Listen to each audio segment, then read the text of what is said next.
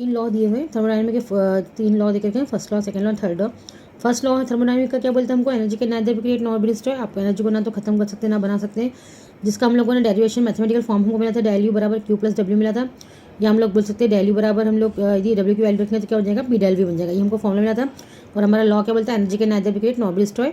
ना तो एनर्जी को बनाया जा सकता है ना उसको दुनिया से खत्म किया जा सकता है। उसको हम लोग क्या बोलते हैं, थर्मोडायनामिक का फर्स्ट लॉ। सेकंड लॉ देखेंगे हम लोग। सेकेंड लॉ हम लोगों को ये बोलता है कि जो हम हीट ले रहे हैं, एनर्जी के बारे में बोल रहा है कि transformation of enthalpy into work is not possible in all condition.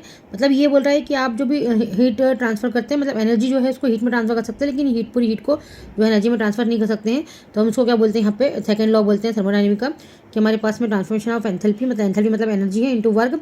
आप पूरे इसको वर्क में कन्वर्ट कर सकते हैं एनर्जी को, लेकिन जो हमारे पास में work is not possible in all direction, लेकिन आप वर्ग को सारे जो डायरेक्शन सारे कंडीशन पर उसको जो है फॉलो नहीं कर सकते।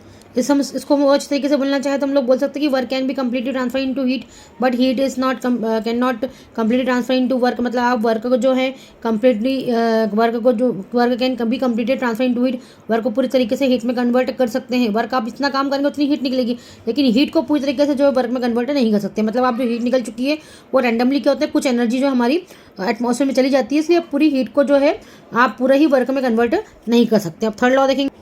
थर्ड लॉ हमको ये बोलते हैं कि at zero absolute temperature entropy of perfect crystalline substance is zero. मतलब आपके जितने भी जो एब्सोल्यूट टेम्परेचर पे जो क्रिस्टल हमारे पास है उनकी जो एंट्रोपी है, उसके लिए हमको ये थर्ड लॉ दिया गया है।